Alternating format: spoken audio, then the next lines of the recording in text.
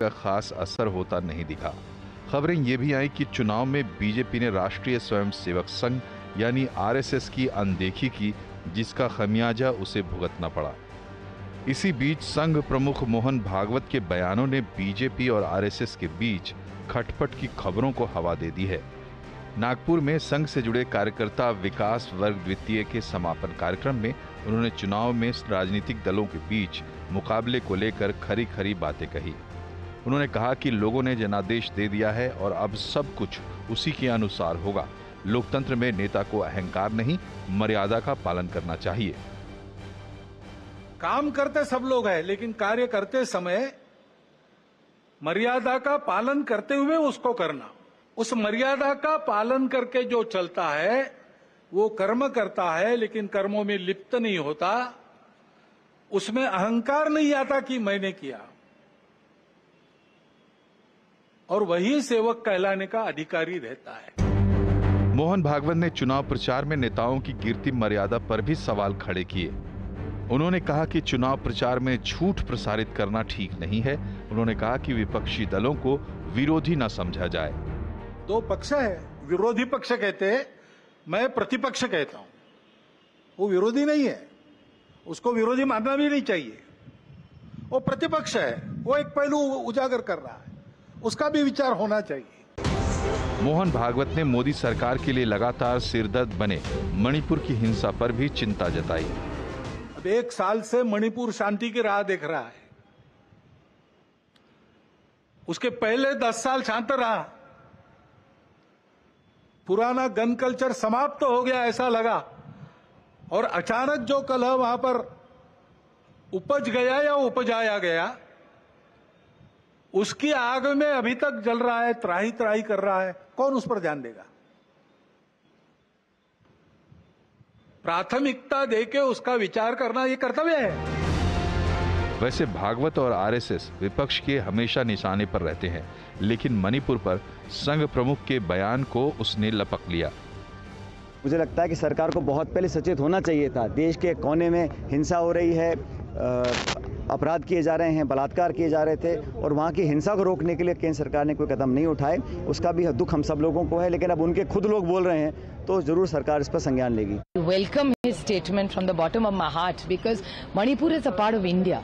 It's an integral part of India, and when we see our people suffering so much, it is extraordinarily disturbing for all of us, and this is something we have been asking.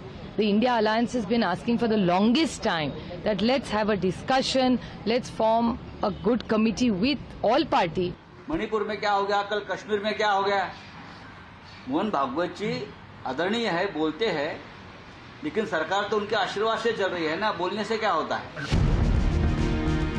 तो सवाल यह है कि क्या RSS और BJP के बीच रिश्ता इतना खराब हो गया है कि उसे सुधारा नहीं जा सकता? क्या ये व्यक्तियों के अहम का टकराव है, या प्रधानमंत्री मोदी की लीडरशिप में बीजेपी इतनी बड़ी हो गई है कि अब उसे आरएसएस की जरूरत ही नहीं रह गई है? क्या इस बढ़ती दूरी की वजह से संघ ने चुनावी मैदान में पार्टी का पूरा साथ नहीं दिया और उसी का नतीजा है कि बीजेपी बहुमत से दूर रह गई? बैकग्राउंड में रहकर जिस तरह से आरएसएस काम करता है, क्या इससे उसकी प्रासंगिकता कम होती जा रही है, या संघ के बगैर बीजेपी का गुजारा नहीं है और नई परिस्थितियों में बीजेपी नेतृत्व अपने काम करने के तौर तरीके में बदलाव करेगा और संघ के लिए स्पेस निकालेगा? तो चलिए चर्चा की शुरुआत करते हैं। नमस्कार, आवाज अड्डा में आपके साथ मैं हूं विपिन भट्ट, और आज हमारे साथ चर्चा में शामिल हो रहे हैं वरिष्ठ पत्रकार विजय त्रिवेदी, अंबेडकर यूनिवर्सिटी के प्रोफेसर अभय दुबे, वरिष्ठ पत्रकार हर्षवर्धन त्रिपाठी और राजनीतिक विश्लेषक संगीत रागी, जो संघ के भी बड़े जानकार माने जाते हैं। तो रागी साहब, आपसे ही हम शुरुआत करते हैं। जैसा मैंने कहा कि माना जाता है कि आप संघ को बहुत अच्छी तरह से जानते हैं, समझते हैं, तो जो भी भागवत साहब कह रहे हैं, नाम तो वो कभी भी, उनकी जो स्टाइल है, जो शैली है, वो कभी सीधा या नाम लेके नहीं बोलते, लेकिन चुनाव ऐसा लड़े जिसमें मुकाबला नहीं, युद्ध हो, ऐसा लगा। संसद में सहमति बनाए, विपक्ष को विरोधी नहीं, प्रतिपक्ष कहें, जो अभी हमने सुना। चुनाव का मुकाबला झूठ पर आधारित ना हो, मर्यादा का पालन करे, अहंकार ना करे, वही सेवक। तो ये जो सारी बातें वो कह रहे हैं, क्या कह रहे हैं इशारों इशारों में? क्या ये बीजेपी और संघ के बीच में किसी तरह की रिफ्ट को दिखाता है? विपिन, इस बात को हमें सबसे पहले ये समझना चाहिए कि मोहन भागवत जी कहाँ बोल रहे थे। ये नागपुर में बोल रहे थे, जहाँ पर जिसे हम OTC कहते हैं उसका नामकरण बदल दिया गया है, कार्यकर्ता विकास जो शिविर है उसे अब कहते हैं। तो अब हर साल वहाँ तृतीय वर्ष और द्वितीय वर्ष की लगती है, तो उसमें वो अपने स्वयंसेवकों को संबोधित कर रहे थे। दूसरी बात, जब ऐसे संबोधन होते हैं तो राष्ट्रीय विमर्श के जो भी मुद्दे होते हैं उस पर मोहन भागवत जी अपनी राय रखते हैं। उसके दो पहलू होते हैं, एक तो स्वयंसेवकों के क्या गुण होने चाहिए, कैसा स्वयंसेवक होना चाहिए, अच्छे स्वयंसेवकों के गुण क्या हैं, इन सारी बातों पर आप देखेंगे कि जितने भी संघ के बौद्धिक होते हैं उन पर करीब करीब हर प्रचारक या कोई भी व्यक्ति आता है जब बौद्धिक देने लगता है तो इन बातों का जिक्र करता है, चाहे वो सदाचार का मामला हो, झूठ नहीं बोलने का है, सामान्य जीवन जीने का है, जो दिखावे की जिंदगी ना जीना हो, और सबसे बड़ी बात जो है जिस पर आप जिसे विवाद की आप दृष्टि से देख रहे हैं, बनवासी कल्याण आश्रम जो है वो 44,000 गांवों में काम करता है। सेवा भारती, विश्व हिंदू परिषद, बनवासी कल्याण आश्रम, ऐसे जितने भी संघ के करीब 70 अनुषांगिक संगठन और ऐसे और जोड़ दें तो 150 से ज़्यादा संगठन हैं, और उन सारे संगठन सेवा के प्रकल्प चलाते हैं, चाहे वो आप सेवा भारती हो, सेवा इंटरनेशनल हो, चाहे वो बनवासी कल्याण आश्रम हो, विश्व हिंदू परिषद। जब आप सेवा भावना से आप जाते हैं, समाज जीवन में जाते हैं, समाज के क्षेत्र में आप काम करते हैं, तो एक स्वयंसेवक का गुण क्या होना चाहिए, इसका वो एक परिप्रेक्ष्य था जिसके अंदर मोहन भागवत जी बात कर रहे थे। अब इसको सीधा सीधा राजनीति से जोड़ करके लोगों ने इसका विश्लेषण करना शुरू किया, और सीधे तौर पर जो एक होता है, सबकी अपनी अपनी दृष्टि होती है, जो विपक्ष है उसे अपनी नज़रिए से देख रहा है, हम स्वयंसेवक लोग उसको अपनी नज़रिए से देख रहे हैं। दूसरी बात, जो ये बात कही जाती कि संघ और भारतीय जनता पार्टी के बीच में आप इसे तकरार के देखें, देखिए जब संगठन बड़ा होता है तो स्वाभाविक है कहीं ना कहीं एक ऐसा होता है कि हमारे विचार और आपके विचार नहीं मिलते हों, लेकिन मैं संघ और भारतीय जनता पार्टी को इनसेपरेबल मानता हूँ। इनसेपरेबल इसलिए कि दोनों का वैचारिक अधिष्ठान एक है, चाहे वो 370 का मुद्दा हो, राम जन्मभूमि का मुद्दा हो, काशी उद्धार का मुद्दा हो, अपने भारतीय विरासतों को बचाने का मुद्दा हो, संस्कृत का मुद्दा हो, गाय काउ प्रोटेक्शन का मुद्दा हो, स्वदेशी का मुद्दा हो, समाज में अस्पृश्यता और समाज में कैसे जो जातीय विभेद है इसको खत्म करने का मुद्दा है। ये जितने भी राष्ट्रीय विमर्श के मुद्दे हैं, भारतीय जनता पार्टी और राष्ट्रीय स्वयंसेवक संघ दोनों एक जगह खड़े हैं, इसलिए उन दोनों के बीच में विरोध मुझे नहीं दिखता है। तीसरी बात जिसका जिक्र बार बार किया जा रहा है कि संघ प्रमुख ने कहा कि भाई विपक्ष को विपक्ष की तरह ही देखें, तो ये संघ का पुराना, ये कोई बहुत नई बात नहीं है। मोहन भागवत जी ने इसे फिर से दोहराया है कि जब आप राजनीति में जाते हैं तो जो आप झूठ का सहारा मत लीजिए। आपको ध्यान होगा कि बिहार चुनाव से पहले किस प्रकार एक पांजन्य में एक ऑर्गेनाइजर में एक लेख छपा था जिसमें कहा गया था कि संविधान की समीक्षा होनी, आरक्षण की समीक्षा होनी चाहिए। इसको विरोधियों ने क्या दिखाया? मैं उस दिन झंडेवाला कार्यालय में ही था और मोहन भागवत जी का बयान जिसमें बहुत बवाल मचा था, उन्होंने समीक्षा की बात कही थी, और उनका तर्क ये था कि बहुत सारे समाज जीवन के ऐसे लोग हैं, कम्युनिटी जैसे हैं, जिनको इसका लाभ नहीं मिला है, उन तक लाभ पहुंचना चाहिए। लेकिन विपक्षियों ने क्या उड़ाया कि संघ प्रमुख जो है वो भारतीय जनता पार्टी और संघ प्रमुख आरक्षण खत्म होना है, और इसको बिहार के विधानसभा चुनाव में लालू प्रसाद यादव ने यूज किया। और मजेदार बात है कि विपक्षियों ने इसे मास्टर स्ट्रोक माना। उस मास्टर स्ट्रोक का प्रयोग फिर से 2024 के चुनाव में विपक्ष ने किया। न भारतीय जनता पार्टी के मैनिफेस्टो में था, न ही भारतीय जनता पार्टी के किसी भी जिम्मेदार व्यक्ति ने, चाहे वो जनरल सेक्रेटरी, मतलब मैं क्या समझूं आपकी बात का मतलब, आप कह रहे हैं कि ऐसी कोई बात नहीं है, कोई आपस में तकरार नहीं है, इनसेपरेबल है, वो बात ठीक है, लेकिन कहीं सब कुछ नॉर्मल है। मुझे यदि तकरार होगी भी तो मुझे जानकारी नहीं है, लेकिन मैं तकरार नहीं देखता। कई बार आपको ऐसा देखने में आता है कि जब आपकी एक बड़ी कहावत है पुरानी प्रचलित, जो संघ को पढ़ते और लिखते जानते रहते हैं, कि संघ कुछ नहीं करता और स्वयंसेवक कुछ नहीं छोड़ता। संघ कभी भी राजनीति में, प्रतिदिन की राजनीति में दखल न देता है और न ही भारतीय जनता पार्टी को डिक्टेट करता है। ये बहुत बड़ी गलतफहमी है। स्वयंसेवक हिस्सा लेता है उसमें, और स्वयंसेवक का मतलब है जो स्वयं की प्रेरणा से राष्ट्रीय विमर्श में हिस्सा ले और राष्ट्र निर्माण के लिए काम करे। संघ का काम इतना ही है, बस इसी बात तक सीमित है कि वह एक व्यक्ति निर्माण की प्रयोगशाला है। बाकी वहां से जो लोग निकलते हैं उनको अपने अपने सामाजिक जीवन में काम करना है। ठीक है विजय त्रिवेदी जी, तो रागी साहब कह रहे हैं कि नॉर्मल है, उनके हिसाब से इसमें कुछ नहीं दिख रहा ऐसा, लेकिन जो भागवत साहब ने जितनी बातें की, और एक रतन शारदा साहब का ऑब्जर्वर में लेख भी है, शारदा साहब जो कि संघ के बड़े कॉलमिस्ट कह लूँ या बड़े चेहरे हैं या विचारक हैं, वो लिख रहे हैं साफ साफ कि जो ये सेल्फी पोस्टर है, अति आत्मविश्वास है, वो इस बार चुनाव में भारी पड़ गया। महाराष्ट्र का उन्होंने जिक्र किया है, उसके अंदर वो वाली बात उन्होंने कही है। अच्छा, अभी जब हम भागवत साहब को सुन रहे थे तो वो जब आप मणिपुर वाला जो बात उन्होंने कही उसमें तलखी थी, जब वो कह रहे हैं कि इसको कौन देखेगा, कौन संभालेगा, किसका कर्तव्य है, तो डेफिनेटली वो बात कर रहे हैं शायद सरकार की, उन्हीं से उम्मीद कर रहे हैं कि वही संभालेंगे उस चीज को। क्या संगीत जी की बात से आप भी एग्री कर रहे हैं या आप इसमें कुछ रीड कर पा रहे हैं? देखिए, संगीत जी जाहिर तौर पर संघ को ज्यादा जानते हैं, इसमें तो कोई शक नहीं है। वो स्वयंसेवक भी है, उसमें काम भी कर रहे हैं। और जो वो बात कह रहे हैं कि बीजेपी और संघ इनसेपरेबल है, इसमें भी कोई मुझे आपत्ति नहीं लगती और कोई बात नहीं है। मैं तो उसको दूसरे तरीके से देखता हूँ कि संघ जो है वो भारतीय जनता पार्टी की आत्मा है, और जैसे आत्मा बच्चे में भी होगी, बड़े में भी होगी। बच्चा अगर बड़ा हो जाएगा तो उसमें आत्मा का जो रोल है वो कम नहीं हो जाता। ये तकरार की बात जब आई, जब भारतीय जनता पार्टी के राष्ट्रीय अध्यक्ष जेपी नड्डा साहब का एक इंटरव्यू छपा और जिसमें उन्होंने कहा कि जो बात की है वो सब लोगों को पता है, शायद वो भी एक बड़ी तकरार की वजह बनी चर्चा में। उससे संघ और बीजेपी में क्या संबंधों में खटास आई है, क्या बात हुई है, नहीं। लेकिन मैं बात कर रहा हूं अभी जो संघ प्रमुख ने कहा है, वो बातें भारतीय जनता पार्टी के इंट्रोस्पेक्शन के लिए, उसको कारपेट के नीचे दबाने की जरूरत नहीं, ऐसा आप समझिए।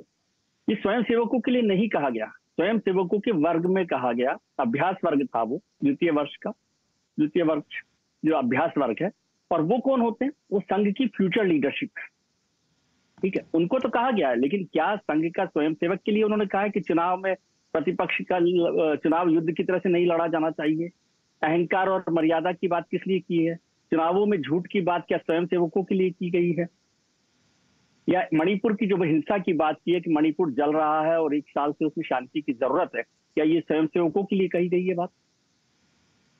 तो ये सारी बातें बहुत स्पेसिफिक तौर पर उन्होंने चुनाव को लेकर भारतीय जनता पार्टी की लीडरशिप और भारतीय जनता पार्टी के बहुत सारे नेताओं के रवैये पर ये बातें। और रतन शारदा जी का जो आर्टिकल आया, रतन शारदा जी बहुत बड़े विचारक है, संगीत जी भी जानते हैं, उन्होंने उसको ज्यादा बड़े तरीके से विस्तार से एक्सप्लेन किया है।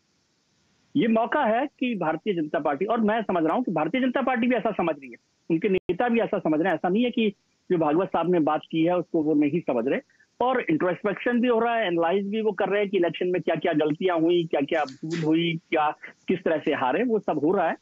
लेकिन इसको स्वीकार करने में यदि आप हिचकिचाहट रखेंगे कि जो मोहन भागवत ने कही है उसको इधर उधर टालने की कोशिश करेंगे, तो भारतीय जनता पार्टी का भला होने वाला नहीं। आपको गलतियों को स्वीकार करके आगे बढ़ना चाहिए और उसकी हिम्मत करनी चाहिए। मोहन भागवत, आपको मैं याद दिलाऊं कि कर्नाटक विधानसभा के चुनाव हुए थे, उसके बाद भी ऑर्गेनाइजर में एक लेख छपा था, आज उसका मैं विस्तार से चर्चा नहीं करना चाहता। अगर उस लेख को भारतीय जनता पार्टी स्वीकारती और उस पर एक्शन लेती तो शायद आज यहां तक नहीं पहुंचते, क्योंकि उसको भी उस समय कारपेट के नीचे दबाने की कोशिश की गई कि वो ऑर्गेनाइजर में जो आर्टिकल छपा है वो संघ की वॉइस नहीं है, ये नहीं है। आज रतन शारदा जी के लिए भी कह सकते हैं, और अगर आप मोहन भागवत जी के लिए भी कह रहे हैं कि वो भारतीय जनता पार्टी के लिए नहीं कह रहे, तो ये मुझे हैरान करता है। और हैरान इसलिए कर रहा है कि क्या भारतीय जनता पार्टी अपने को सुधार करने के लिए तैयार नहीं? आपने जो लिखा, एक टाइटल में लिखा है कि मतभेद और मनभेद, मैं नहीं समझता कि संघ में और बीजेपी में कोई मनभेद है। मतभेद है तो वो मतभेद मनभेद में नहीं बदले, इसका ये मौका है। और ऐसा नहीं है कि पहली बार हुई वो बात। संघ प्रमुख जो है अक्सर इस तरह की बात करते रहते हैं। आपको याद हो कि सुदर्शन जी जब संघ प्रमुख थे तो उन्होंने भी उस समय आयु को लेकर एक बात कही कि 75 साल की आयु के बाद सबको रिटायर हो जाना चाहिए। उस पर भी बहुत हंगामा हुआ। आपको अपने बड़े लोगों की बात को अपने ऊपर हमले की तरह से नहीं देखना चाहिए। और आज जो विपक्षी दल है वो तो उसको मजे लेने के लिए कर रहे हैं, लेकिन मैं समझता हूँ ये इंट्रोस्पेक्शन का वक्त है। और मोहन भागवत संघ प्रमुख हैं, आत्मा है संघ भारतीय जनता पार्टी की। अगर ऐसा नहीं है तो संगीत जी इस पर थोड़ा सा ज्यादा रोशनी डाल सकते हैं, क्योंकि मैं उनसे बहुत कम जानता हूं इस विषय पर जी। लेकिन मुझे लगता है ये इंट्रोस्पेक्शन का वक्त है और इस पर मोहन भागवत जी के बयान को लेकर सफाई देने की जरूरत नहीं है कि वो क्या कह रहे थे, इसका मतलब क्या ठीक है। रागी साहब के मतलब है। जी जी जी रागी साहब आपके पास भी आऊंगा, लेकिन उससे पहले और क्योंकि मान लीजिए इनसेपरेबल है, हम बोलते ही हैं और वो है भी, और एक मन है एक आत्मा जैसे आप सब लोग डिफाइन कर रहे हैं, लेकिन बातें जब तक अंदर अंदर होती हैं तब तक सही है, लेकिन जब वो घर से बाहर निकलती हैं तो फिर उस पर बातचीत होगी ही होगी, चाहे विरोधी दल, विपक्षी दल, प्रतिपक्ष या इन जनरल हम सब लोग जो बात करते हैं। अभय दुबे साहब, जब चौथा चरण समाप्त हुआ था चुनाव का, तब नड्डा साहब का एक बयान आया और उससे भी काफ़ी सारे लोग आश्चर्यचकित हो गए थे जब उन्होंने कहा कि शुरुआत में हम कम सक्षम थे और तब हमें आरएसएस की ज़रूरत पड़ती थी, लेकिन अब हम सक्षम हैं और अब हमें आरएसएस की ज़रूरत नहीं पड़ती है। तब भी काफ़ी लोगों को समझ नहीं आया कि कैसे बीजेपी का अध्यक्ष इस तरह की बात बोल सकता है, लेकिन इधर से भी बात, इधर से भी बात, तो बातों बातों में शायद वो चीज़ें झलक रही हैं पिछले कुछ समय से। देखिए, यहाँ पे जो हमारे 3 साथी हैं वो राष्ट्रीय स्वयंसेवक संघ को से ज्यादा गहराई से जुड़े हुए हैं, उनके अंदर की खबर भी उन्हें रहती है। मेरे पास संघ के अंदर की कोई खबर नहीं है, मैं तो वक्तव्यों के जरिए और उसी के जरिए उसको समझने की कोशिश करता हूँ। हालांकि उसमें मैं दिमाग खपाता हूँ और सोचता हूँ उसके बारे में कि इस संगठन को कैसे समझा जाए, तो और ईमानदारी से मैं कोशिश करता हूँ। और जरूरी नहीं कि हर बार विरोध या उसके प्रस्थान बिंदु की सही में कोशिश करता हूँ। मेरा मानना यह है कि अगर संघ और भाजपा के संबंधों पिछले 10 साल का इतिहास देखा जाए तो यह संघ की लॉस ऑफ अथॉरिटी का इतिहास है। संघ धीरे धीरे भारतीय जनता पार्टी को नियंत्रित, निर्देशित या उसका मार्गदर्शक बनने की संघ की जो इच्छा, क्षमता और जरूरत है वो धीरे धीरे संघ के हाथ से निकलता गया है। आखिरी बार संघ ने इसकी कोशिश की थी 2015 में, जो कामयाब कोशिश थी। यहां मध्य प्रदेश सरकार के मध्यांचल भवन में मोहन भागवत जी बैठे थे और संघ के अन्य संगठनों के मुखिया भी वहां पर मौजूद थे। मोदी सरकार के मंत्रियों से कहा गया था कि वो आए अपनी फाइलें लेकर और बताएं कि उन्होंने 1 साल तक सरकार कैसे चलाई, और फिर वहां वो भी बताएंगे, संगठनों के मुखिया और मोहन भागवत जी बताएंगे कि भाई ये काम रह गए आपके। मोदी जी भी आए उस मीटिंग में, दूसरे मंत्री लोग भी आए, लेकिन उसके बाद मोदी ने सुनिश्चित किया कि ऐसी मीटिंग दोबारा न हो। उसके बाद 2015 से लेकर 24 तक, इन पिछले 9 साल में उस तरह की कोई मीटिंग नहीं हुई। और उसके बाद में राम मंदिर का मसला, संघ का एजेंडा मोदी ने लागू किया, इसमें कोई शक की बात नहीं, लेकिन वो एजेंडा इस तरह से लागू किया गया जिसमें संघ की सहमति नहीं थी। उसका तरीका जो था वो संघ ने निर्धारित नहीं किया था। यहां तक संघ ने जिन तरीकों का सुझाव दिया और बाकायदा मजबूती के साथ सुझाव दिया, उस सबको तिरस्कार के साथ में उपहार उड़ा दिया गया उसको, नहीं हम आपकी बात नहीं मानेंगे। चाहे वो सुप्रीम कोर्ट से जजमेंट लेने का सवाल हो, राम मंदिर बनने के सवाल पे, वो भी एक बहुत बड़ा मुद्दा था जो दोनों के बीच में संघर्ष का मुद्दा था। तो मैं ये मानता हूं कि अगर 350 सीटें संघ की, भारतीय जनता पार्टी की आ जाती तो नागपुर से और महाराष्ट्र में जो संघ के बहुत ही वरिष्ठ लोग हैं उनकी तरफ से ये बात, खबरें निकल कर आ रही थी कि संघ भारतीय जनता पार्टी से स्वयंसेवकों को, जो संगठन मंत्री का काम कर रहे हैं, प्रचारकों को वापस बुलाने की प्रक्रिया शुरू कर देता। और इसकी व्हाट्सएप पे और दूसरी तमाम जगहों पर उसकी पोस्टिंग भी है, बहुत ही वरिष्ठ लोगों की पोस्टिंग है। मैं अगर कभी साथियों को जरूरत पड़ी तो मैं उनको दिखा भी सकता हूं उनको। मैंने उनसे बात भी की है और उन्होंने बताया कि नहीं ये होने वाला है, लेकिन चूंकि ऐसा नहीं हुआ, भारतीय जनता पार्टी 240 में निपट गई, तो अब संघ को लगता है कि दूसरे तरीके से वो अपने प्राधिकार की वापसी कर सकते हैं और भारतीय जनता पार्टी को दोबारा मार्गदर्शन करना वो लगातार शुरू कर सकते हैं। मुझे लगता है कि वही प्रक्रिया चल रही है, चाहे रतन शारदा साहब का बयान हो, लेख हो या मोहन भागवत का वक्तव्य हो, ये उसी प्रक्रिया का एक हिस्सा है। हमसे मुझसे पहले विजय त्रिवेदी साहब ने जितनी भी बात कही है, मैं उससे पूरी तरीके से सहमत हूं। अगर इसको नजरअंदाज किया जाएगा या इस पर लीपापोती करने की कोशिश की जाएगी तो इससे भारतीय जनता पार्टी का कोई हित नहीं होगा। मोहन भागवत ने जो जो बातें कही हैं वो सब बहुत ही खूबसूरती के साथ में और बिल्कुल सही जगह उनकी उंगलियां बिल्कुल नब्ज पे रखी हुई हैं और वो देख रहे हैं कि घपला और गड़बड़ी कहां पे है और उसको वो सुधारने की कोशिश कर रहे हैं। ये उनका एक अभिभावक के तौर पर, जन्मदाता के तौर पर उनका कर्तव्य है, अपने कर्तव्य का पालन कर रहे हैं। आप देखिए भारतीय जनता पार्टी किस तरीके से अपने कर्तव्य का पालन करती है। ठीक है हर्षवर्धन जी, इस तरह की बातें भी हो रही हैं कि क्योंकि संघ का साथ वैसा नहीं मिला, उस लेवल पर नहीं मिला, इसलिए भारतीय जनता पार्टी के साथ ये स्थिति हुई कि वो पूर्ण बहुमत से दूर रह गई। अब इस बातों में कितना दम है नहीं है वो आप बताएंगे, क्योंकि आप ग्राउंड पे जाके पूरे चुनाव के दौरान बहुत कुछ देख कर आए, तो क्या वो सच्चाई है? और दूसरी बात ये कि संघ के भी, मैं नाम तो नहीं लूंगा लेकिन वही मैं भी पढ़ रहा हूँ, कोई मैं अंदर संघ के अंदर नहीं चला जाता, लेकिन कहीं बयान छपे हैं, कहीं आर्टिकल्स में छपा है जहाँ नाम नहीं छपे, लेकिन कहा कि हाँ उनके पदाधिकारियों ने माना कि भाई हम तो एक आइडियोलॉजी वाले संस्थान हैं, तो अब बीजेपी उस आइडियोलॉजी से हट गई तो अपने आप हमसे दूर हो गई, इस तरह की बातें। तो क्या ये चीज आपको जमीन पर भी दिखी कहीं? देखिए विपिन जी, सबसे पहले तो ये कि अभय जी को किन लोगों ने बताया मुझे नहीं पता, लेकिन मैं अपनी सीमित राष्ट्रीय स्वयंसेवक संघ की जानकारी और उसमें जो भी लोग हैं उनसे बातचीत के आधार पर कह रहा हूं कि ये निरा अफवाह है और इससे बड़ा झूठ नहीं हो सकता कि राष्ट्रीय स्वयंसेवक संघ अपने प्रचारकों को या संगठन मंत्रियों को वापस ला रहा है। ये मैं दावे के साथ कहता हूं, ये मुझे जानकारी है, इसलिए आप उसको यूं भी मान लीजिए। तो ये निरा वापस ले रहा है। मेरा कहना है कि अगर एक मिनट हर्षवर्धन, एक मिनट जरा सफाई दे दूं अपनी। मैंने ये नहीं कहा कि वो वापस लेने जा रहा है, मैंने ये कहा कि इस तरह की योजना थी, अगर 350 सीटें नरेंद्र मोदी को मिलती तब फिर वो इस कदम को उठा सकते थे, इस प्रकार की योजना थी। ये नहीं कह रहा हूं कि अभी वापस ले रहा है वो।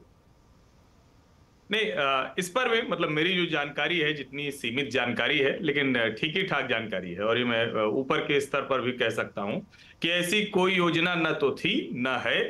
राष्ट्रीय स्वयंसेवक संघ बहुत स्पष्ट रहता है इन मसलों पर, और जो लोग प्रतिवर्ष विजयादशमी उद्बोधन सुनते हैं उनको कोई आश्चर्य नहीं होगा। कोर्स करेक्शन से लेकर भाजपा को सीख देने से लेकर अपने स्वयंसेवकों को जो मुद्दे सबसे ज्यादा चर्चा में होते हैं उस पर कोई विचार बनाने से लेकर सारे ऐसे काम सरसंघ चालक के उद्बोधन में आते ही आते हैं।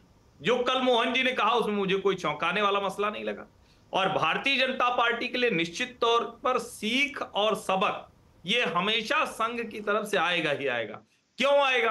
क्योंकि एक बड़ा वर्ग है जो संघ का स्वयंसेवक है, जिसको हम आत्मा के तौर पर, नींव के तौर पर, बुनियाद के तौर पर, मूल कार्यकर्ता के तौर पर कह रहे हैं, वो पवित्र भाव से काम करता है। उसको कई बार ऐसा भ्रम होता है, उसके सामने ऐसी स्थितियां खड़ी हो जाती हैं कि अच्छा हम क्या देखें, अरे भाई अजीत पवार भी चला आ रहा है, हम क्या देखें, अरे भाई देखो ये मुश्किल भी हो रही, हम क्या देखें, देखो मणिपुर में इतने दिनों से हो रहा है, राष्ट्रीय स्वयंसेवक संघ की तरफ से तो कुछ आना चाहिए, चलो सरकार की तरफ से उतना नहीं आया। तो उन सब का शंका निवारण करना, यानी भाजपा को सीख सबक देना, अपने कार्यकर्ता के मन में, स्वयंसेवक के मन में चल रहे प्रश्नों का निराकरण करना, या निराकरण ना हो रहा हो तो कोई द्वंद्व है तो उस पर एक रास्ता दिखाना। और जो सबसे बड़ी बात है कि भागवत जी अगर बोल रहे हैं तो ये कोई भागवत जी ऊपर से नहीं है। पहले तो ये सबको जानना चाहिए कि संघ में कोई टॉप डाउन थियरी नहीं है। ये इससे बड़ा भ्रम, इससे बड़ा झूठ नहीं है कि कोई सरसंघ चालक या सरकारवाह या सह सरकारवाह या दूसरे लोग बैठते हैं और वो कुछ समाज में डालते हैं।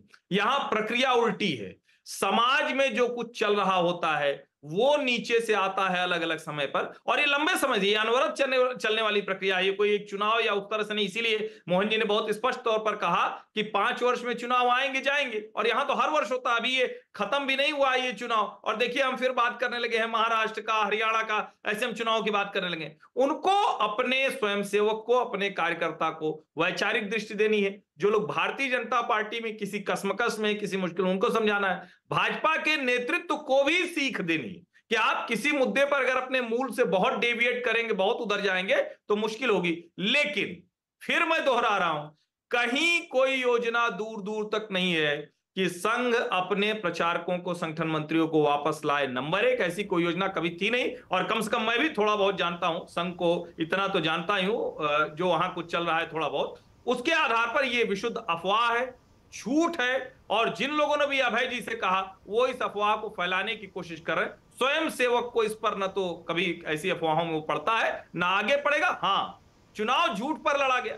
अब जब वो ये कह रहे हैं तो भाजपा को तो वो सीख दे रहे हैं, लेकिन क्या राहुल गांधी को नहीं सीख हो सकती? क्या राहुल गांधी नहीं सीख सकते? कोई अच्छी बात है तो झूठ बोलते रहे पूरे चुनाव में कि संविधान खत्म हो जाएगा, लोकतंत्र खत्म हो जाएगा। राहुल गांधी कोई सीख नहीं लेंगे? या सारी चीजें अगर अच्छी चीजें हैं तो वो भारतीय जनता पार्टी के लिए ही होती हैं? अगर ऐसा हम माने तो निश्चित तौर पर भाजपा को अच्छी चीजों का सबक सरसंघचालक ने दिया है। जी रतन साहब, माफ कीजिए संगीत साहब, रतन साहब ने जो लेख लिखा मैं उसका भी जिक्र बीच बीच में कर चलता हूं, क्योंकि जो सरसंघ चालक बात कर रहे हैं वो वाकई में एक बहुत ही आइडियल चीज़ों की बातें कर रहे हैं कि भाई हम ऐसे चलें, इस तरीके से देखें, ऐसे बने, कौन सेवक कहलाएगा कौन नहीं कहलाएगा, परिभाषाएं वो वहाँ दे रहे हैं। लेकिन रतन शारदा साफ लिख रहे हैं कि जो आपका महाराष्ट्र में हुआ वैसा नहीं होना चाहिए था। किस तरीके से आपने वहाँ पर तोड़फोड़ किया, एनसीपी को लिया, उससे लोगों में गलत संदेश गया। अब वो भी तो उनके मुखपत्र के अंदर ही लिख रहे हैं, तो फिर इस संदेश को कैसे देखेंगे? देखिए, पहली बात तो कि वो ऑर्गेनाइजर में एक लेख था, एक व्यक्ति के नाते उन्होंने लिखा है। अब उसको संघ का दृष्टिकोण मान लेना अपने आप में गलती होगी। वह एक स्वयंसेवक का दृष्टिकोण है। दूसरी बात, जैसे मैं भी उसमें लेख लिखता तो हो सकता है कि आज मैं सोच भी रहा था कि वो मैं लिख दिया होता तो वो भी कंट्रोवर्सी इसी प्रकार की होती। जो हर्षवर्धन जी ने कहा, ये किसी भी स्वयंसेवक को ये अच्छा नहीं लगेगा कि एक भ्रष्ट आदमी भारतीय जनता पार्टी का हिस्सा बने। कल तक जिसे भारतीय जनता पार्टी भ्रष्ट कह रही थी वो भारतीय जनता पार्टी आकर के ज्वाइन करे और वो बाहर से आयातित व्यक्ति आकर के भारतीय जनता पार्टी के प्राइम पोजीशन में आकर के खड़ा हो जाए, ये किसी भी स्वयंसेवक को अच्छा नहीं लगता है। जी, ये बात तो पहले भी बताई गई होगी चुनाव से पहले, जब ये हो रहा था कि ये देखिए ये चीज मतलब ठीक नहीं है, मतलब ये स्टैंड तो पहले भी रहा होगा ना, मतलब और कम्युनिकेट भी हुआ होगा। देखिए, मैं आपसे फिर ये कहता हूँ, संघ तभी हस्तक्षेप करता है, हस्तक्षेप उसे कहना बिल्कुल खराब होगा, गलत होगा। संघ अपनी राय देता है और संघ राय तभी देता है जब संघ से राय मांगी जाती है। जब संघ से आप राय नहीं मांगेंगे तो संघ अपने से आकर के राय नहीं देता है। ये हमको इस बारीकी को समझना चाहिए। ये जो लोग अभी जो कहा गया कि एक दिल्ली के अंदर जो है सारे मिनिस्टर फाइल लेकर के आए और वहाँ पर उनका प्रेजेंटेशन होगा, ये बातें अपने आप में बहुत बेबुनियाद है। ये एक र्यूमर चला था जिसको खड़ा किया गया, और वैसे भी ये बात होनी नहीं चाहिए, क्योंकि प्रधानमंत्री और मंत्रिपरिषद की एक अपनी कॉन्स्टिट्यूशनल अथॉरिटी है। कोई एक्स्ट्रा कॉन्स्टिट्यूशनल अथॉरिटी जो है वो जाकर के यदि इस प्रकार की देखरेख करे और मिनिस्टर से प्रेजेंटेशन मांगे तो ये संवैधानिक मर्यादा के खिलाफ है। और मैं संघ को, जो 48 साल से मैं संघ का स्वयंसेवक हूँ, मैं ये कह सकता हूँ कि संघ किसी भी इस प्रकार के अमर्यादित चीज में हिस्सा कभी नहीं ले सकता है। ये मैं दावे के साथ स्वयंसेवक से नाते कह सकता हूँ। फिर उसमें और सोनिया गांधी में, एक मिनट मैं अपनी बात खत्म कर लूँ, एक एक्स्ट्रा कॉन्स्टिट्यूशनल बॉडी बनी थी जिसे नेशनल एडवाइजरी काउंसिल बोलते हैं, जिसमें नक्सली से लेकर के और श्रीमती सोनिया गांधी भी उस पर विराजमान थी, जिसके बारे में कहा जाता था कि प्राइम मिनिस्टर दफ्तर भी जो है वो पहले सोनिया गांधी के सिग्नेचर, काउंटर सिग्नेचर या सहमति हो जाती थी चिट पर, तब जाकर के प्रधानमंत्री उस पर हस्ताक्षर करते थे। ये परंपरा संसदीय मर्यादा की गरिमा को नीचे गिराता है। मैं राष्ट्रीय स्वयंसेवक संघ को जितना जानता हूं, राष्ट्रीय स्वयंसेवक संघ का इनमें कोई इस प्रकार का हस्तक्षेप नहीं होता है। ये बहुत ही बेबुनियाद बातें हैं। हाँ, आपस में मिलना जुलना, बैठना उठना, विचार करना, ये तो हमेशा होता है, आज भी होता है।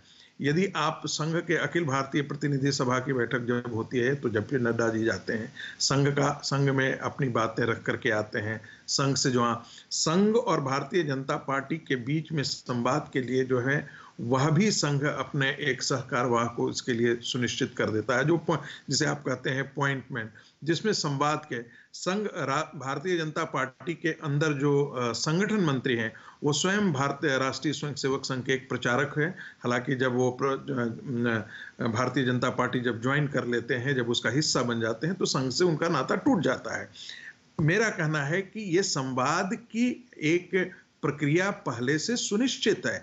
देखिए, मतभेद हो सकता है, जैसे मैंने आपसे कहा बहुत सारे ऐसे करप्ट लोगों को लेता गया, तो ये स्वयंसेवक के मन की भी जिज्ञासा थी कि भाई क्यों ऐसे लोगों को लिया जा रहा है।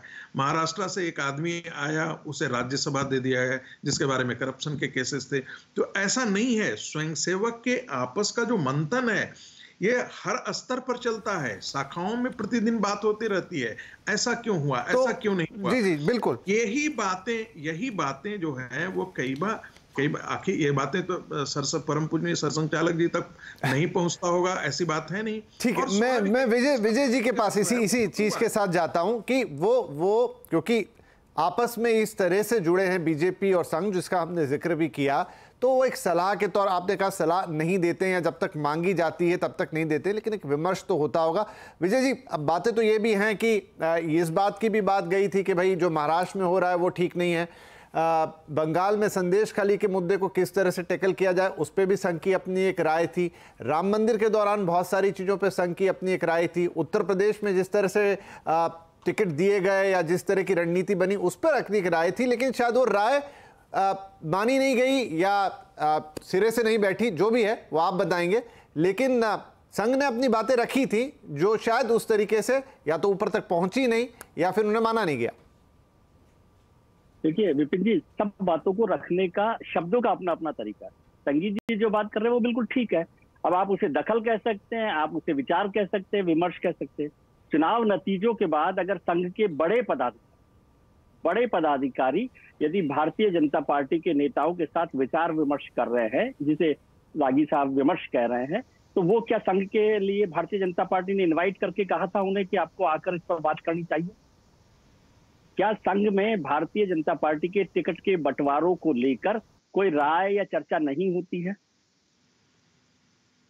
क्या जो विचार विमर्श हो रहा है, और आज जब ये बात हो रही है कि जो आरोपी लोग हैं, भ्रष्टाचार के आरोपी लोग हैं, वही सब लोग उस समय तक उसकी सफाई दे रहे थे, भारतीय जनता पार्टी के लिए खड़े हुए थे ढाल बनकर कि नहीं इनको कानून के हिसाब से काम होगा, ईडी सीबीआई के जो मसले होंगे वो होंगे।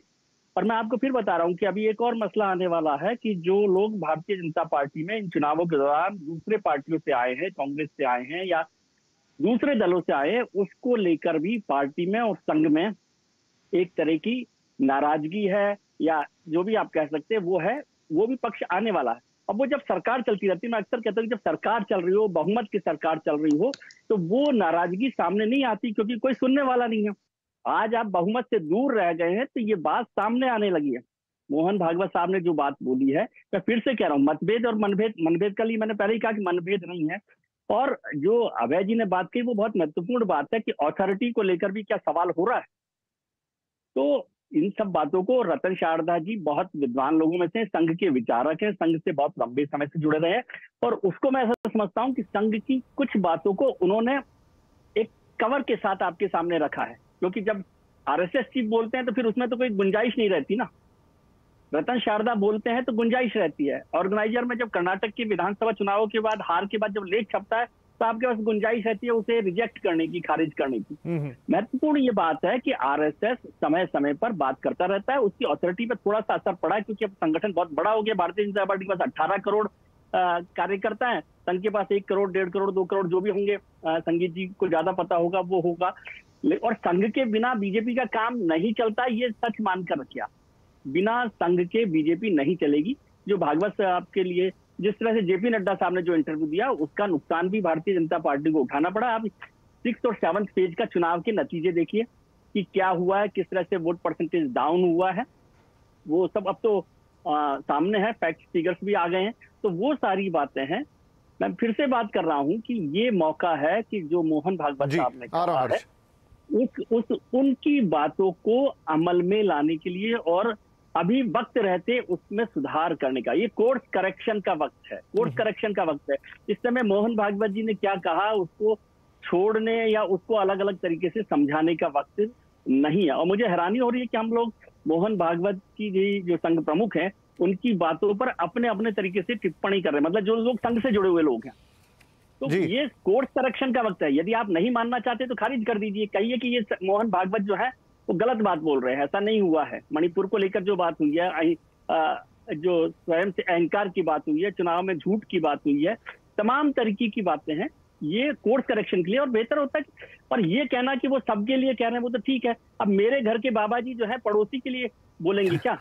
ठीक है, ठीक है। मैं क्योंकि हर्षवर्धन भी बोलना चाह रहे हैं और रागी साहब भी बोलना चाह रहे हैं, एक एक करके आता हूं। हर्षवर्धन, कुछ चीजों के साथ अब कहा यह जा रहा है कि जो खासतौर पर राम मंदिर वाली चीज थी उसको लेकर भी संघ वहीं से कुछ चीजें या थोड़ा सा मतभेद या मनभेद शुरू हुआ। वो ये कि संघ का थोड़ा अलग अप्रोच थी राम मंदिर को लेकर। शुरुआत में जब थोड़ा ट्रस्ट में कुछ इश्यूज आए, कुछ गड़बड़ियों की बात आई, तो बाकायदा चंपत राय साहब को चित्रकूट बुलाया भी गया, वहां पर कुछ सख्त बातें भी हुई और उसी के बाद तल्खी थोड़ी बढ़ती हुई दिखाई दी। वो शायद जो जमीन आवंटन वगैरह वाला कुछ काम था वो भी रोका गया।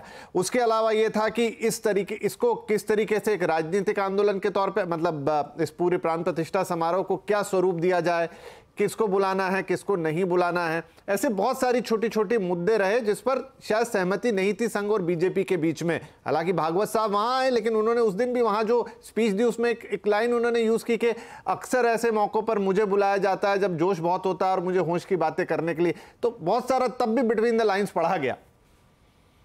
नहीं, बिटवीन द लाइन्स पढ़ने वालों को मैं एक बात बता दूं, राम मंदिर प्राण प्रतिष्ठा का सारा निमंत्रण पत्र विश्व हिंदू परिषद ने बांटा। जिसको नहीं पता है, मैं वो पूरे गारंटी के साथ, जिम्मेदारी के साथ ये कह रहा हूं, क्योंकि मैं उस प्रक्रिया को जानता हूं और बहुत अच्छे से जानता हूं। तो कोई अगर ये कह रहा है कि कोई बीजेपी ने या प्रधानमंत्री कार्यालय ने टेक ओवर कर लिया था, तो उसको जानकारी नहीं है।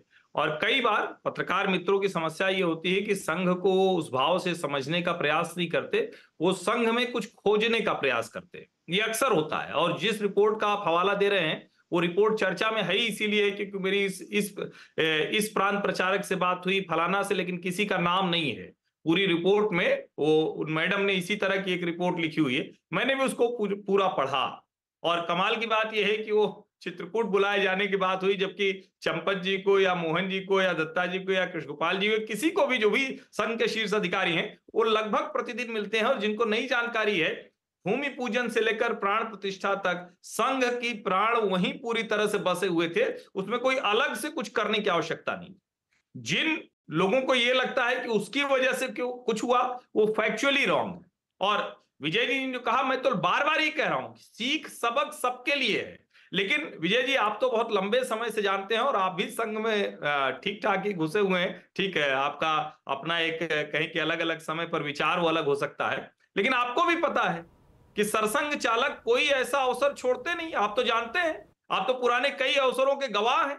और वो हमेशा यही नहीं होता। चूंकि अभी क्या है, अभी हमारे देखने का नजरिया क्यों, जरा समझिए। नरेंद्र मोदी चूंकि प्रधानमंत्री, चूंकि ये लग रहा है कि क्या नरेंद्र मोदी पर अब चुनाव तो नहीं हराया जा सका। एक वर्ग है जिसको लगता है बड़ी मुसीबत हो गई, सब करके भी हम हरा नहीं पाए, तो क्या मोहन भागवत जी का कोई बयान, कुछ ऐसा कुछ मिल सकता है क्या? ये भी एक खोजने की कोशिश हो रही। और संघ और भाजपा के बीच में बड़ा स्वाभाविक है। जब बहुत छोटी भाजपा थी, हम लोग प्रयागराज में थे, हमें याद है कि उस वक्त भी जब सरकार बन जाती थी ना, तो संघ के स्वयंसेवक और भाजपा के कार्यकर्ता उनके बीच में, अरे वो हमारी सुनी नहीं रहे, अच्छा फलाना जी की नहीं सुन रहे हैं, अच्छा आप चल नहीं रही है, अच्छा प्रचारक जी की नहीं सुन रहे। जबकि संघ इस मामले में बड़ा स्पष्ट है। हाँ, जो संघ के लोग अगर भाजपा में थोड़ा ज्यादा प्रफुल्लित महसूस करने लगे हैं, ज्यादा डूब गए हैं, उनका संकट जरूर बढ़ने वाला है, उनके लिए मुश्किल होने वाली, इसमें कहीं कोई भ्रम नहीं है, भ्रम रखना भी नहीं चाहिए। लेकिन मेरा यह मानना है कि देश में ढेर सारी ऐसी समस्याएं हैं जिसको और ज्यादा बेहतर तरीके से देखा जाना चाहिए था। किसी भी स्थिति में राजनीतिक प्रतिद्वंदिता इस तरह की दुश्मनी में बदले, ये ठीक नहीं है। लेकिन इसका एक दूसरा पहलू भी है। जब राहुल गांधी सबको संघी बताकर अपमानित करने पर तुले हुए हो, जब वो कह रहे हैं कि पूरी सरकार संघी चला रहे हैं, हम तो इनको निकाल बाहर करेंगे, तो फिर ये तो नहीं हो सकता ना, एक हाथ उठेगा, हवा में चलेगा, ताली की आवाज नहीं आएगी, दूसरी तरफ से भी हाथ आता है। और समाज जीवन में काम करने वाले और राजनीतिक जीवन में काम करने वाले, दोनों के बीच का ये द्वंद्व तब से है, जब से जनसंघ बना, तब से द्वंद्व है। उसके ढेर सारे उदाहरण है। बीच में संतुलन की भी कोशिश होती है, बीच में कभी कभी ये होता है कि संघ को बिल्कुल उधर नहीं जाना चाहिए। और एक बात मैं और कह दूं, निश्चित तौर पर सरकार के जो आइडियोलॉजिकल एजेंडे हैं, उसमें संघ की सलाह होती है, संघ का मशविरा होता है। नरेंद्र मोदी संघ के ही एजेंडे को आगे बढ़ा रहे हैं और आप देख लीजिए, यही तो आरोप भी उनकी सरकार पर लगता है। और आज हम ये चर्चा कर रहे हैं, नहीं संघ का तो कुछ चल ही नहीं रही, कुछ हो ही नहीं रहा, क्योंकि वो टिकट दिलाने का काम उस तरह से करता भी नहीं। ठीक है, चलिए यहां पर एक छोटा सा ब्रेक लेना होगा, लेकिन ब्रेक के बाद एक बड़ा सवाल कि क्या अब नरेंद्र मोदी और संघ के बीच में ये टकराव की जो बातें चल रही हैं, या सरकार और संघ के बीच में, तो भी भाजपा अपने दम पे 340 तो यहां पर ले ही आई। अब क्या वास्तव में अगर आप उसको सवाल को दूसरी तरफ से देखें, जो संघ की डिपेंडेंसी या अपने आप में इंडिपेंडेंसी, वो कितनी ज़रूरी है, क्या होगा आगे, और क्या ये वाकई में भागवत साहब ने बस कह दिया है, इसके कोई मायने हैं, कि थोड़ा सा कंक्लूजन निकालने की कोशिश होगी इस छोटे से ब्रेक के बाद।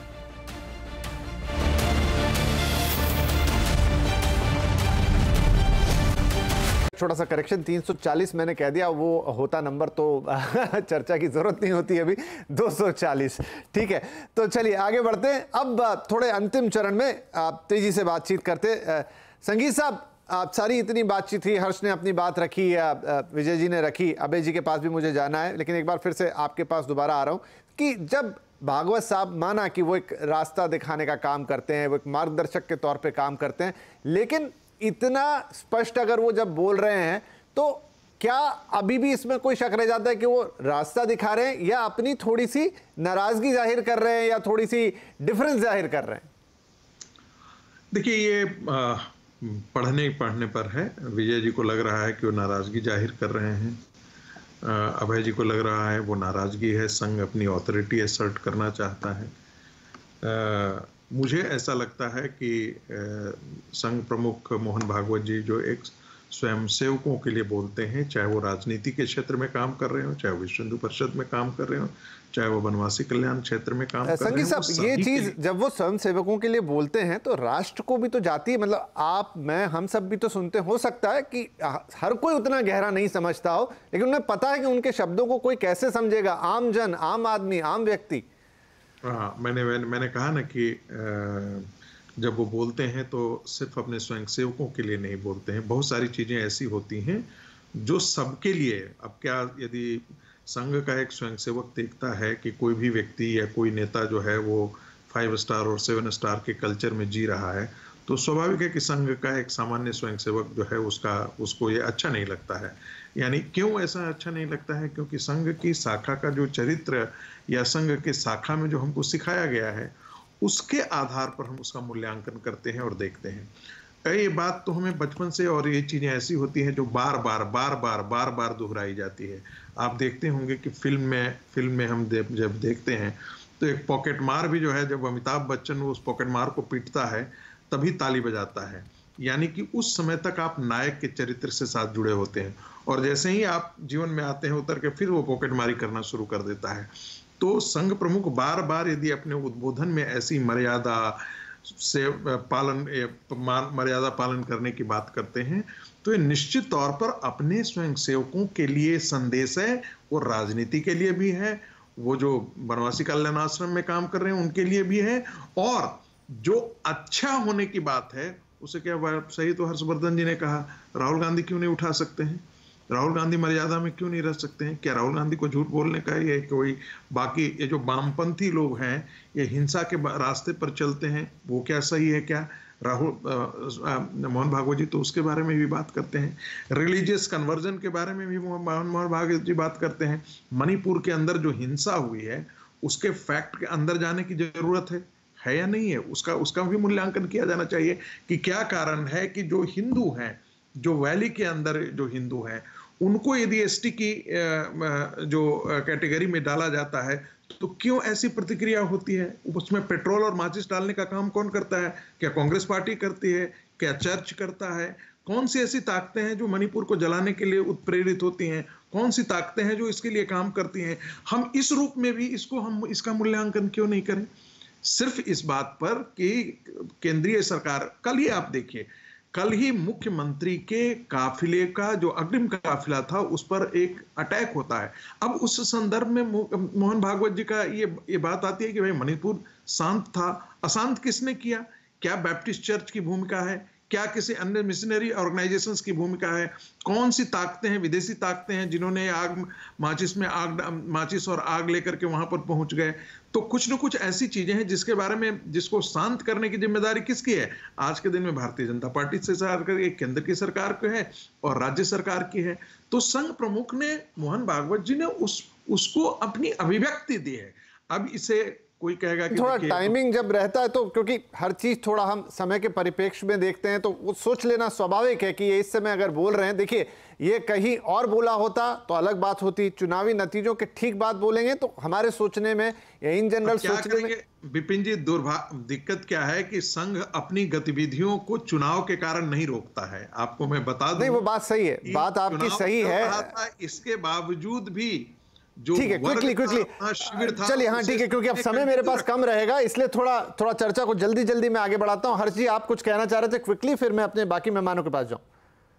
नहीं विपिन जी, देखिए इसमें अगर आप सरसंघ चालक के बयान को नहीं भी देखें तो भारतीय जनता पार्टी अपने मूल कार्यकर्ताओं का सम्मान रख पा रही है क्या, इसकी चिंता उसे करनी पड़ेगी। भारतीय जनता पार्टी बड़ी पार्टी हो गई है, क्या उसमें बाहर से आए हुए लोगों का, जिनका विचार की पवित्रता और व्यवहार की पवित्रता, उस पर ढेर सारे संदेह हैं समाज में, क्या वो बहुत आगे ले जा पाएंगे क्या?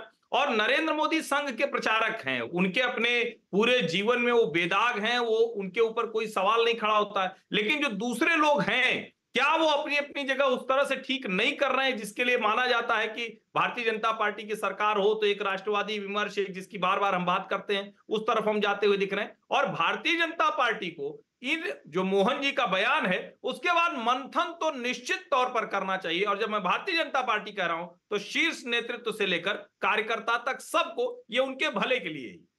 ऐसे में अभय जी, आप बोल भी रहे थे और एक सवाल के साथ आपके पास आ रहा हूं कि ये पूरे विमर्श में, क्योंकि हम भारतीय जनता पार्टी और संघ की बात कर रहे हैं, लेकिन कहीं जो प्रतिपक्ष है, जो भागवत साहब भी कह रहे हैं कि इनके लिए प्रतिपक्ष का शब्द आप यूज कीजिए, वो भी 230 से बड़ा 232 का नंबर लेकर आए हैं, तो उनकी भी एक भूमिका है और शायद वो उनकी तरफ भी इशारा कर रहे हैं कि भाई वो वहां पे भी कुछ कर्म हुआ है। देखिए, भारतीय लोकतंत्र के राजनीतिक इतिहास को अगर आप देखें तो इतना शक्तिशाली विपक्ष कभी भी नहीं रहा, न नेहरू के जमाने में, न इंदिरा के जमाने में। जितना शक्तिशाली विपक्ष 2024 के चुनाव में निकल कर आया है, संख्यात्मक दृष्टि से, विविधता की दृष्टि से, और चुनाव में जबरदस्त संघर्ष करके वो विपक्ष सामने आया है। इसलिए विपक्ष की चिंता तो अब सबको करनी ही पड़ेगी, चाहे मोहन भागवत करें, चाहे नरेंद्र मोदी करें, सबको किसी न किसी रूप में विपक्ष की चिंता करनी पड़ेगी। विपक्ष ये 2019 और 2014 ऐसा विपक्ष नहीं है, पहली बात। दूसरी बात, जब मैं कहता हूं कि संघ उस पिता की तरह था जिसका एजेंडा बेटा जरूर लागू कर रहा है, एजेंडा फल फूल रहा है, लेकिन उस पिता को लगातार महसूस हो रहा है कि लॉस ऑफ अथॉरिटी बहुत जबरदस्त है। तो उस लॉस ऑफ अथॉरिटी की भरपाई कैसे की जाए? लॉस ऑफ अथॉरिटी कैसे आता है ये मैं आपको बताता हूं। जब मोदी जी की सरकार आई तो टीवी चैनलों के ऊपर ऐसे बहुत से लोग पेश होने लगे जिनके नीचे संघ विचारक लिखा जाता था। आजकल नहीं लिखा जाता, लेकिन लंबे अरसे तक, कई साल तक संघ विचारक के नाम से बहुत से लोग पेश हुए। राष्ट्रीय स्वयंसेवक संघ ने किसी को ऐसी अथॉरिटी नहीं दी थी कि उसको वो अपने आप को संघ विचारक के तौर पर पेश करे, लेकिन हर व्यक्ति जो आता था, वो जो भाजपा का आधिकारिक प्रवक्ता नहीं होता था, वो संघ विचारक के तौर पर पेश किया जाता था। मुझे यकीन है कि इस चैनल पे भी कभी बहुत सारे संघ विचारक आए होंगे।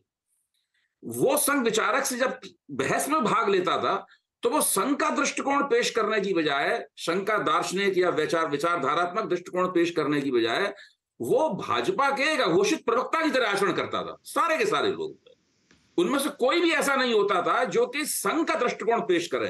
वो भारतीय जनता पार्टी की रोजाना की जो राजनीति है, उस राजनीति की तरफदारी करते हुए दिखाई पड़ता था। इसका एक हम आपको उदाहरण दें, पिछले दिनों जब से प्राण प्रतिष्ठा हुई है, नरेंद्र मोदी को भगवान का अवतार, विष्णु का अवतार बताने की होड़ लगी हुई है, देवताओं का देवता बनाने की होड़ लगी हुई है। यहां तक मोदी जी ने इस पर कभी कोई आपत्ति नहीं की। चंपत राय जी ने कहा है, साक्षी महाराज ने कहा है, और भी नड्डा जी ने कहा है, सब लोग ये कह रहे हैं। खुद मोदी जी कहने लगे बाद में कि वो तो बायोलॉजिकल है ही नहीं, उन्हें लगता है कि वो बायोलॉजिकली नहीं है। खुद ही उन्होंने घुमा फिरा के अपने आप को ईश्वर घोषित कर दिया। जो लोग अपने आप को संघ का प्रतिनिधि बना के, भाजपा के प्रवक्ता अगर नहीं बोल रहे इसमें तो ठीक है। क्या सनातन धर्म की शिक्षा ये है कि कोई एक व्यक्ति से 2 चुनाव जीते हैं, वो अपने आप को ईश्वर का अवतार घोषित कर दे या ईश्वर घोषित कर दे? ये भाजपा की शिक्षा, ये सनातन धर्म की शिक्षा है। सनातन धर्म की शिक्षाएं तो ये है जो पुराणों से निकल के हमारे सामने आती हैं, उपनिषदों से निकल के हमारे सामने आती हैं, कि अगर कोई राजा अपने आप को ईश्वर घोषित करता है तो उसको दंडित करने के लिए भगवान स्वयं अवतार लेते हैं।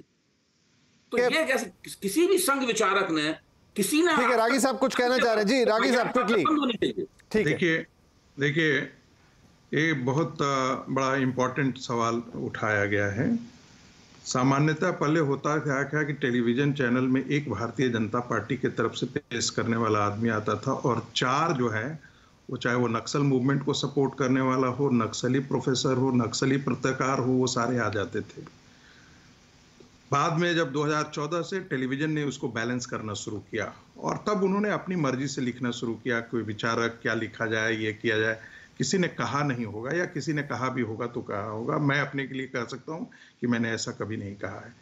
लेकिन चैनल पर ऐसे पत्रकार और ऐसे प्रोफेसर भी आते रहे हैं जिनका संबंध पार्टी से है, जिनका संबंध नक्सलियों से रहा है। वो नक्सली आइडियोलॉजी को खुलेआम उसके पक्ष में लिखा करते हैं, लेकिन उनका नामांकन क्या होता है, उनकी टाइटल क्या लिखी जाती है? वो वरिष्ठ पत्रकार हैं, वो वरिष्ठ प्रोफेसर हैं।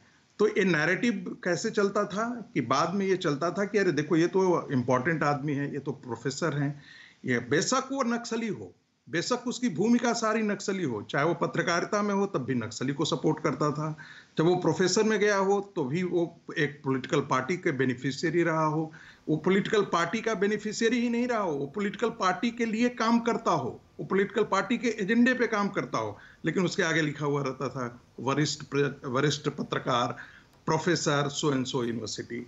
वो टूटा है और संघ कभी नहीं ये कहता, संघ हमेशा यही कहता है कि भाई आप राष्ट्रीय स्वयंसेवक संघ के हैं तो आप उसके विचारों के बारे में बात करें।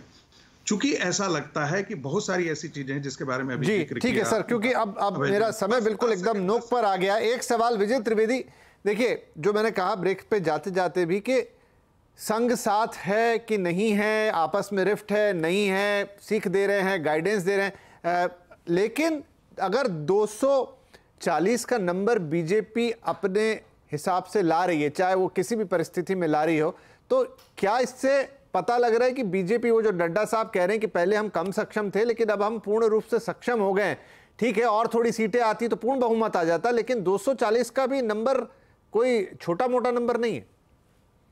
इसमें कोई शक ही नहीं है कि 240 का नंबर कोई छोटा मोटा नंबर नहीं है और भारतीय जनता पार्टी की ताकत से वो आया है, उसमें संघ की ताकत भी शामिल है। और मैं फिर से इस बात को कि कोई रिफ्ट की तरह से या मनभेद की तरह से आप इसको मत देखिए कि ये सारी बात है। जो संघ प्रमुख कह रहे हैं वो अपने एक ग्रैंड पेरेंट्स के तौर पे या फादरली फिगर के तौर पे बात कह रहे हैं कि भाई आप ये सब कर रहे हैं लेकिन इसको सुधारने की जरूरत है। मेरी माँ एक कहावत कहती थी कि सोता तो जगे, जगता क्या जगे। यानी कोई आदमी सो रहा हो ना उसे जगाया जा सकता है, लेकिन जो जगता हुआ आदमी सोने की एक्टिंग करे तो उसे नहीं जगाया जा सकता। तो अब ये भारतीय जनता पार्टी को देखना है कि वो मोहन भागवत जी की सीख से जगना चाहते हैं या नहीं जगना चाहते। ये सबके मन की चिंता का विषय नहीं है, मेरी चिंता का विषय तो नहीं है, कम से कम ये भारतीय जनता पार्टी की चिंता का विषय है। वो जगना चाहेंगे तो भी बेहतर है, नहीं जगना चाहेंगे तो वो कैसे आगे जाना चाहते हैं, संघ की भूमिका को वो किस तरह से देख रहे हैं।